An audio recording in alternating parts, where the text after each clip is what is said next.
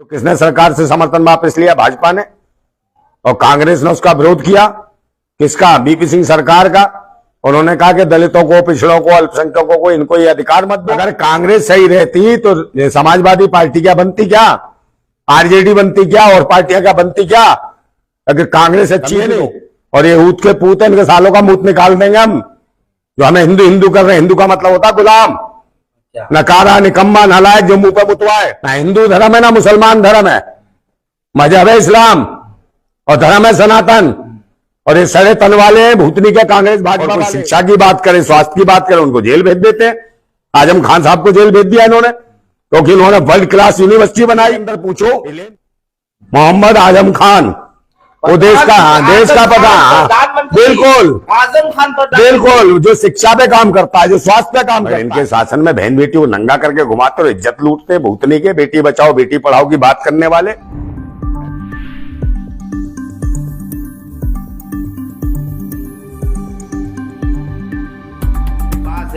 Congress party को vote ना करो, उसने हमें भी धोखा दिया। अखिलेश यादव ने ऐसा कहा। किस तरह देख रहे हैं? क्या लगता है इंडिया अलायंस में दरार पड़ चुकी है?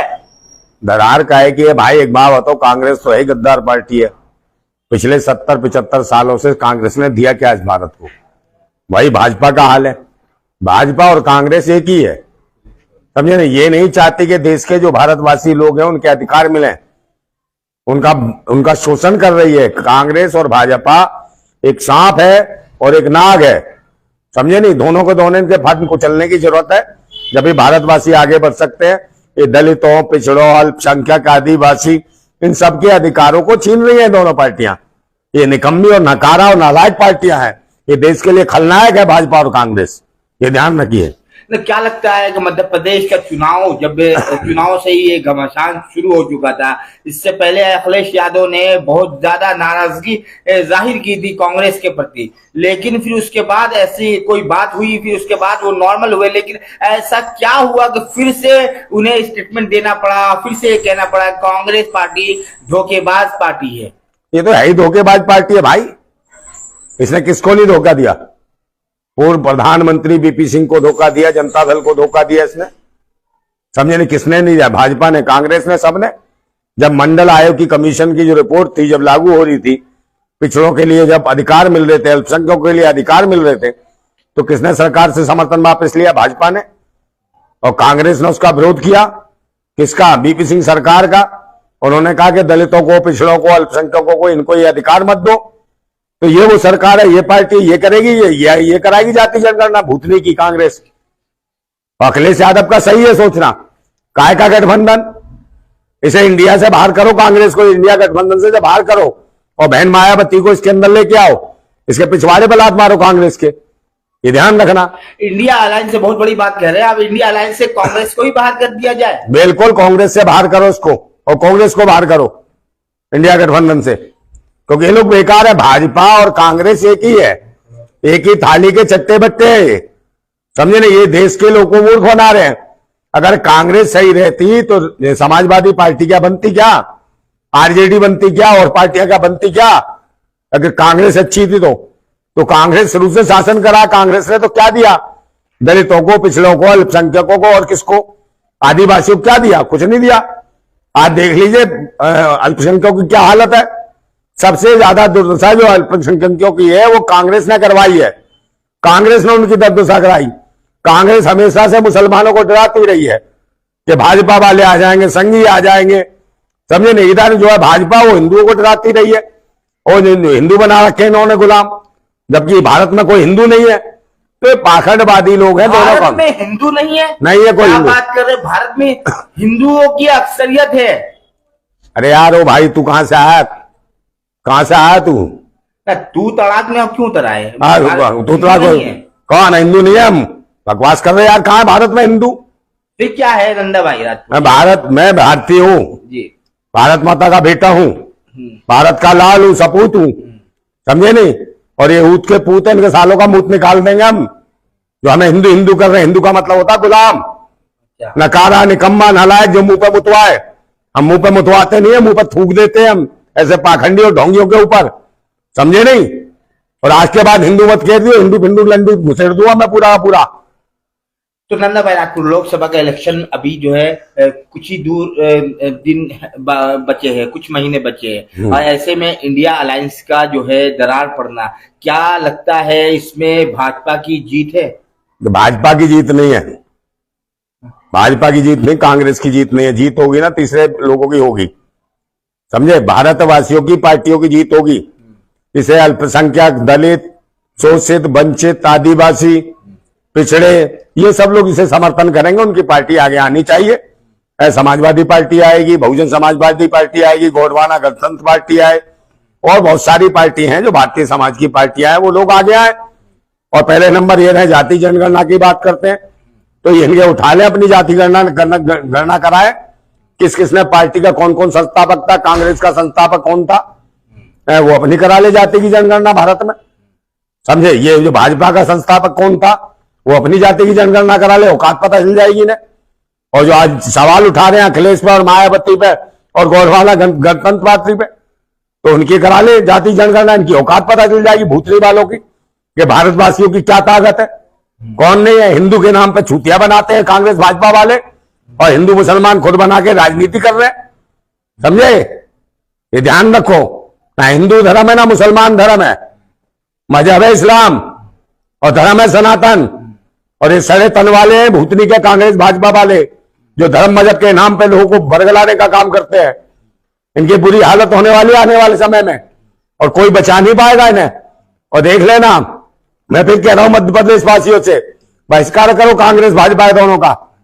और तीसरा, कोई भी मोर्चा, कोई पार्टी, उसको टिकट वोट दो, चाहे भले ही इंडिपेंडेंट प्रत्याशी हो, उसे वोट दो, मगर कांग्रेस भाजपा को कोई भी भारतवासी, दलित, शोषित, वंचित, पिछड़ा, अल्पसंख्यक, अगर भाजपा कांग्रेस को वोट दे रहा है तो ये समझ लेना अपने लिए कुआं खोद रहा, खाई खोद रहा, उसमें जाके गिरेगा बहुत बुरी तरीके से। अच्छा, ये इंडिया अलायंस की आपने बात करी है कि कांग्रेस को हटा दिया जाए, फिर उसके बाद कौन इसकी अगुवाई करेगा, कौन जो है इंडिया अलायंस का चेहरा कौन बनेगा, प्रधानमंत्री का चेहरा कौन है आपकी नजरों में, ये बताएं। प्रधानमंत्री का चेहरा कोई बन जाए, हमें क्या दिक्कत है भाई। हम तो कह रहे हैं देश को चाहने वाले लोग कोई बन सकते हैं। प्रधानमंत्री का चेहरा बहन मायावती बन जाए, अरे पहले सुन लो, आ जाएंगी जब तो कांग्रेस के पिछवाड़े पर लात पड़ेगी तभी तो आएंगी। कांग्रेस तो बेकार है, बेगैरत है पार्टी, समझे नहीं। और उसके बाद अखिलेश यादव है, उसके बाद नीतीश कुमार है, उसके बाद कोई मुस्लिम चेहरा भी अगर आता है इस देश का प्रधानमंत्री बनता है तो हम स्वागत करेंगे। मुसलमान चेहरा प्रधानमंत्री बिल्कुल आना चाहिए, हम स्वीकार करते हैं। हमारे देश का संविधान कहता है, लोकतंत्र ये कहता है, और ये भूतनी के संविधान को खत्म करना चाहते हैं। तो संविधान को जो मानने वाले उन्हें किसी जाति धर्म से मतलब नहीं है। मुसलमान आ जाए, मुसलमान को स्वीकार करेंगे, प्रधानमंत्री बने, हम तो स्वागत करेंगे उसका, क्योंकि लोकतंत्र की हमारे यही खूबसूरती है।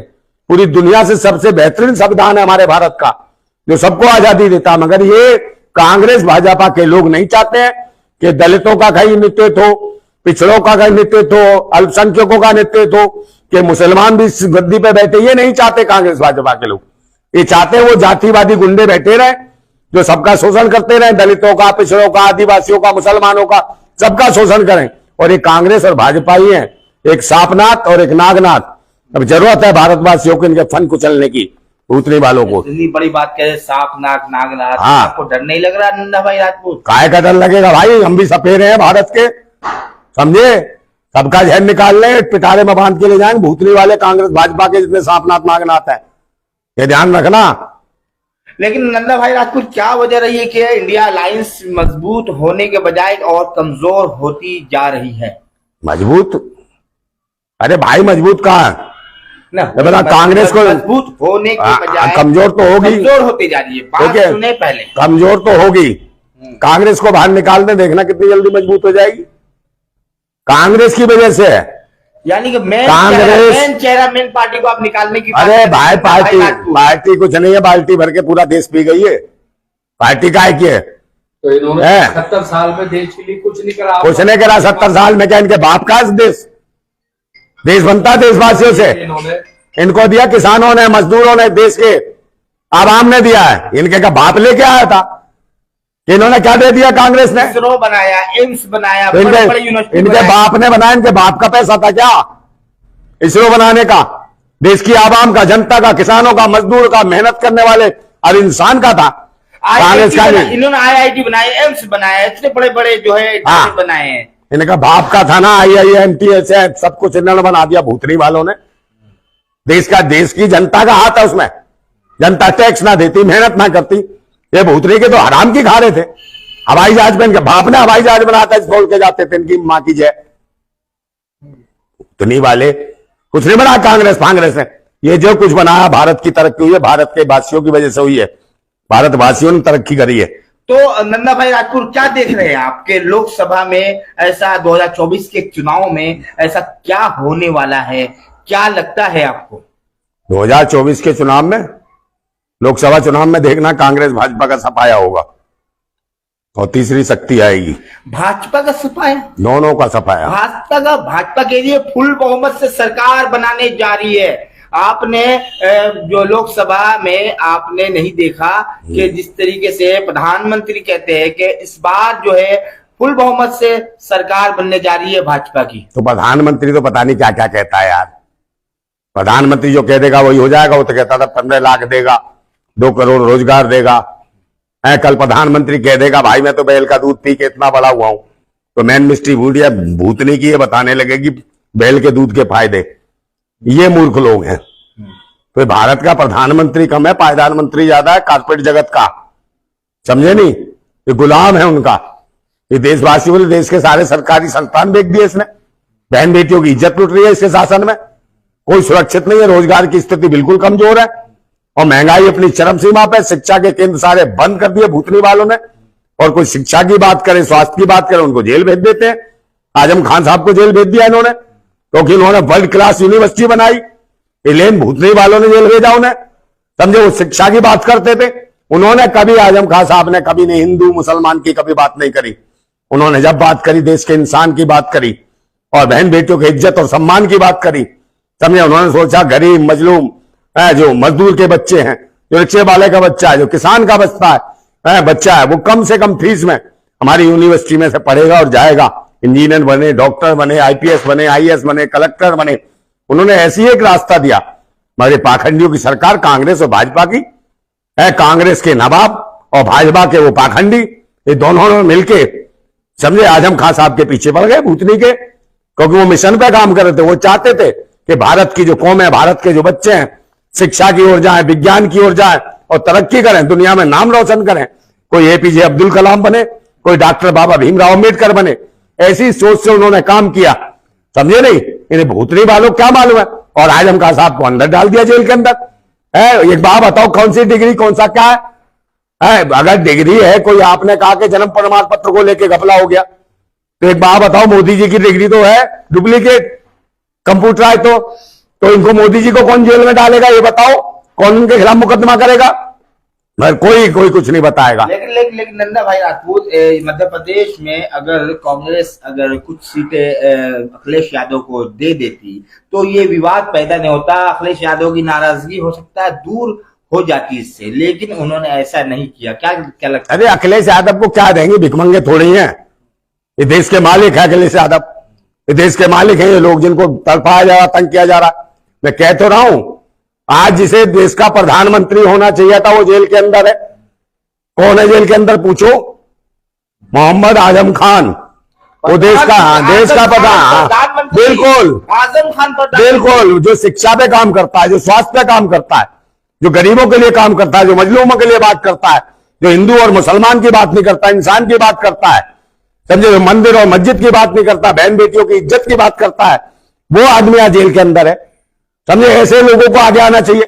जो ईमानदार है, ईमान वाले, उनको आगे आना चाहिए। उन्हें प्रधानमंत्री बनना चाहिए, भिखमंगों को बनना चाहिए जो खुद अपना पेट नहीं भर पाए।